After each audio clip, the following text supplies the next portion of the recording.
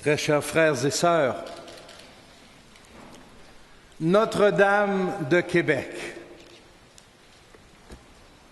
notre cœur a fait un demi-tour ce matin en écoutant le pape François nommer notre paroisse, parler de notre jubilé au terme de l'Angélus sur la place Saint-Pierre à Rome. Savourons encore ce moment. Regardons et écoutons encore les salutations du Saint-Père.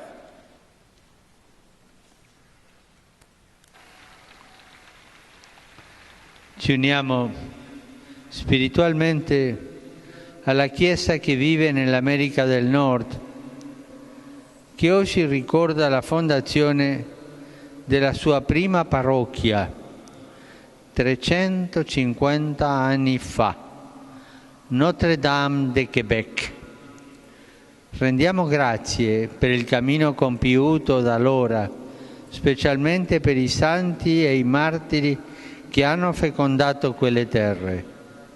Benedico di cuore tutti i fedeli che celebrano questo giubileo.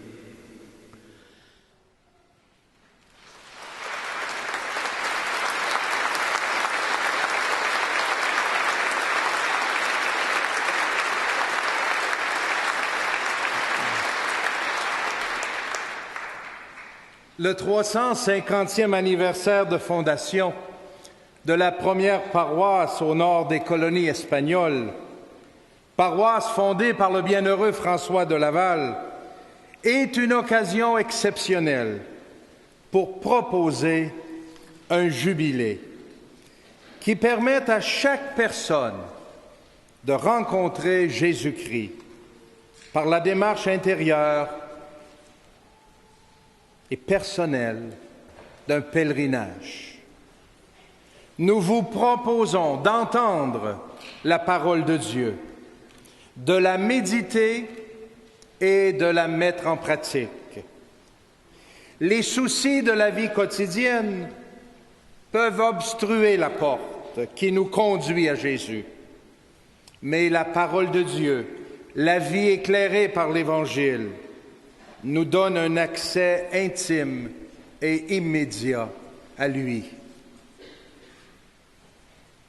Tous les humains sont créés pour la vie, une vie en abondance. Nous croyons fermement que Dieu veut que tous les humains soient sauvés et parviennent à la connaissance de la vérité. L'achèvement de ce dessein bienveillant de Dieu est en vie éternelle. Cependant, nous vous l'annonçons déjà, pour le temps présent. La vie que le Seigneur nous propose est une vie pleine, heureuse, féconde, pour aujourd'hui et dès maintenant. Voilà pourquoi nous vous invitons aujourd'hui à ouvrir vos cœurs à celui qui a dit « Voici que je suis à la porte et je frappe ». Ouvrons les portes au Rédempteur. Il veut vivre avec nous le quotidien. Jésus le dit lui-même dans l'Apocalypse, « Si quelqu'un entend ma voix et ouvre la porte, j'entrerai chez lui pour souper, moi près de lui et lui près de moi. »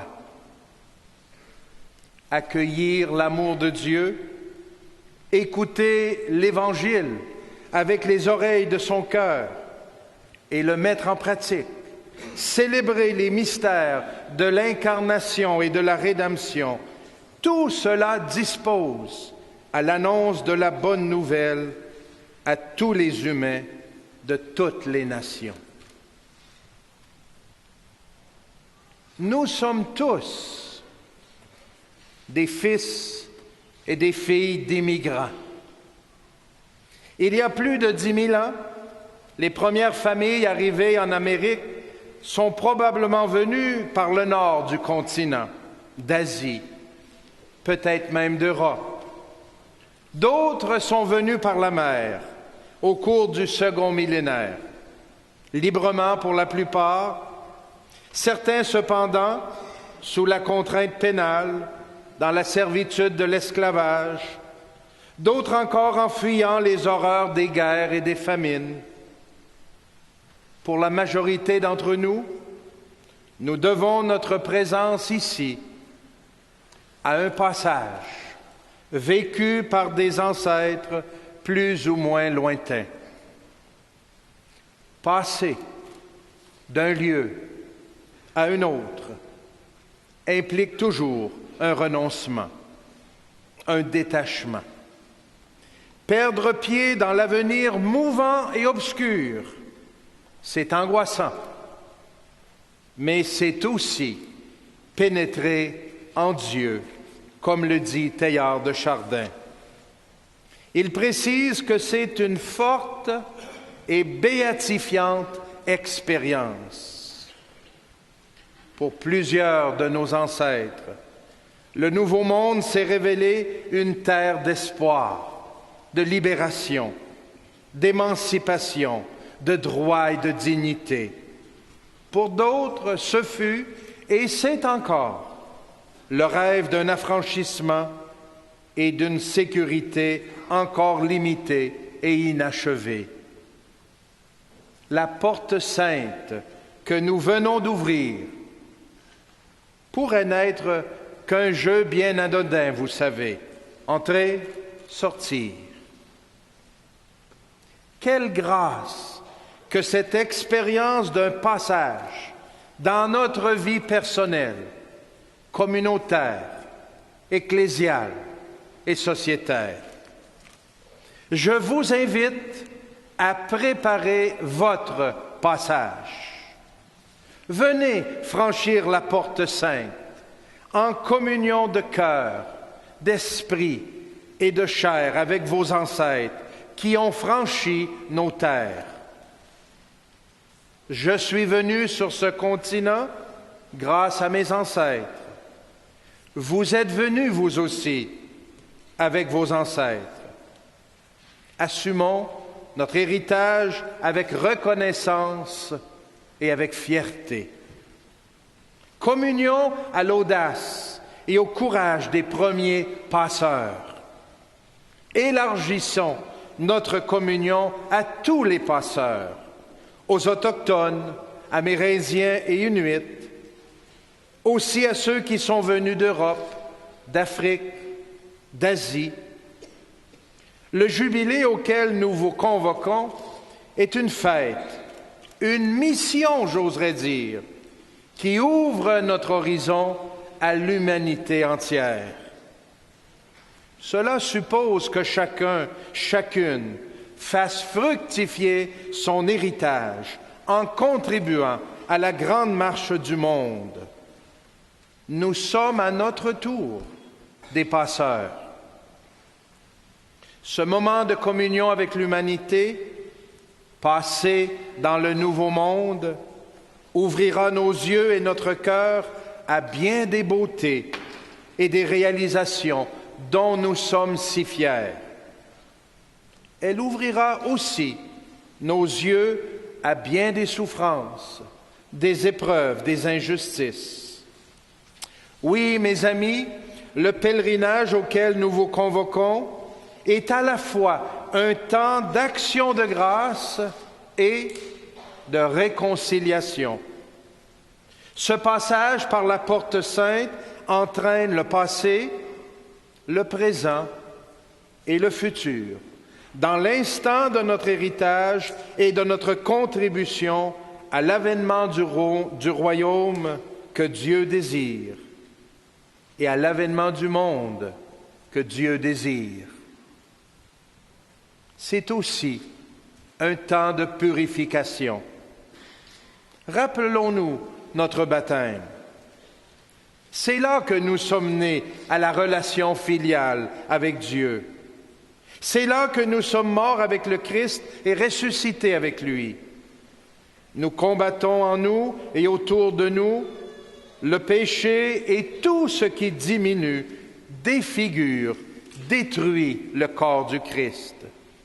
Nous nous affligeons des structures de péché, comme le rappelait le bienheureux Jean-Paul II.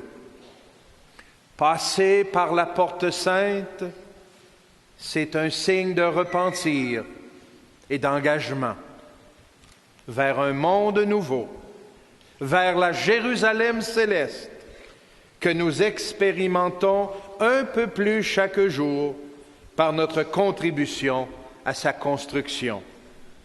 Passer par la porte sainte, c'est un grand signe d'espérance. Lorsque des hommes et des femmes décident de se mettre en route à la rencontre et à la suite du Christ, tout devient possible. Un monde nouveau peut advenir.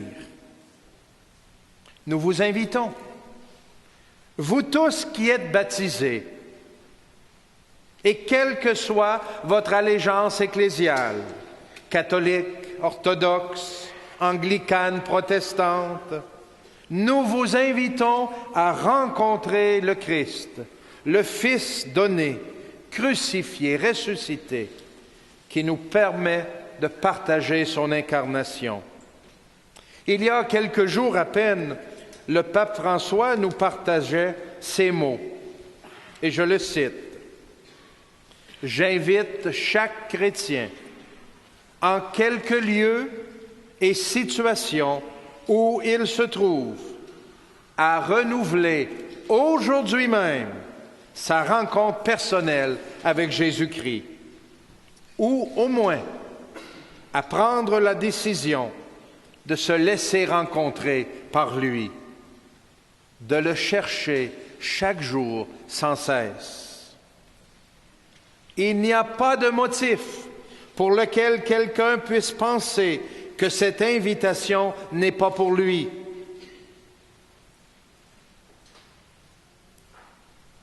Il n'y a pas de motif pour lequel quelqu'un puisse penser que cette invitation n'est pas pour lui, parce que personne n'est exclu de la joie que nous apporte le Seigneur. Celui qui risque, le Seigneur ne le déçoit pas. Et quand quelqu'un fait un petit pas vers Jésus, il découvre que celui-ci attendait déjà sa venue à bras ouverts. Et vous verrez, ce Jésus de la Porte Sainte de Notre-Dame de Québec, les bras ouverts pour nous accueillir au nom de Dieu. Mes amis, laissons-nous accueillir, laissons-nous aimer. Nous vous invitons aussi de tout cœur, vous qui doutez, vous qui n'êtes pas disposés à croire, venez contempler les rêves, les espoirs, les réalisations des hommes et des femmes qui nous ont précédés dans le Nouveau Monde. Vous êtes leur héritier, leur héritière. À vous d'assumer à votre propre manière, selon vos charismes, l'héritage du monde qu'ils et elles ont construit ici. À vous aussi de voir et de reconnaître la bonne volonté et la contribution des personnes au bien commun de notre Église, de notre pays, et de songer à vos liens de solidarité et de collaboration avec eux dans notre monde. Quant à nous, personne n'en sera étonné, nous contemplons Jésus, suspendu au bas de la croix, qui a réconcilié toute l'humanité avec Dieu.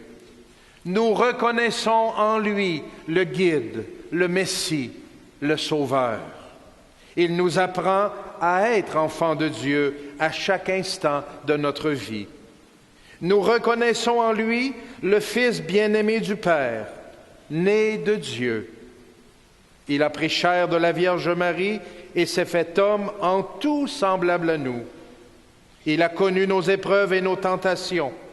Le Père l'a ressuscité des morts et nous le contemplons dans l'unité de la Trinité avec son corps ressuscité. Par notre foi en son sacrifice rédempteur, nous sommes devenus justes, c'est-à-dire ajustés à sa volonté, à son bienveillant dessein de salut. Frères et sœurs, en ce premier jour de notre jubilé, entendons l'exhortation de saint Paul. Au nom du Christ, nous vous en supplions, laissez-vous réconcilier par Dieu. Laissez-vous réconcilier avec Dieu.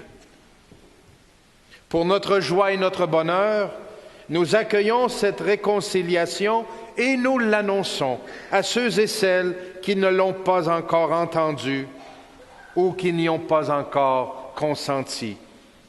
Nous sommes des fils et des filles du Père, ses héritiers et ses héritières, ses partenaires, collaborateurs et collaboratrices dans la création du monde, dans sa rédemption, dans la délivrance de tout ce qui afflige l'humanité, mais aussi de tout ce qui la rend belle et juste.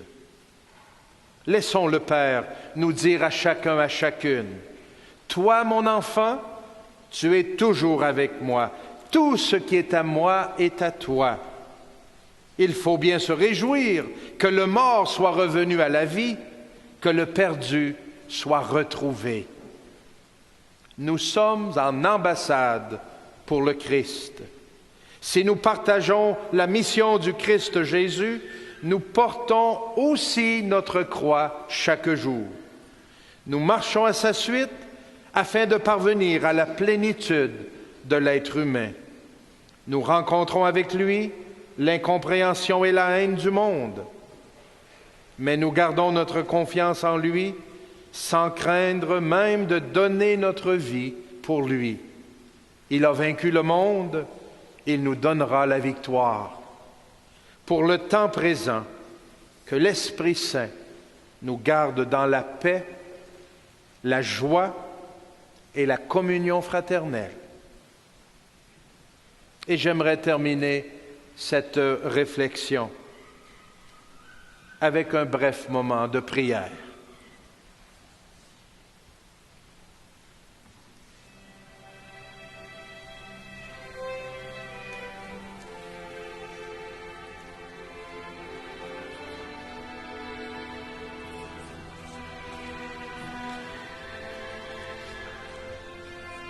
Seigneur, ton amour pour les humains est si grand que tu veilles sur eux comme un père. Les purifie de leurs fautes avec tendresse et patience et les ramène constamment vers leur chef, le Christ. Fais de nous, pécheurs pardonnés, des membres du corps de ton Fils, des héritiers de son royaume, le temple de ton esprit. Apprends-nous, Seigneur, par ce jubilé, à vivre en frères dans ton Église, à aimer et à servir l'humanité comme toi, comme ton Fils Jésus, et à nous laisser conduire par ton Esprit Saint. Amen.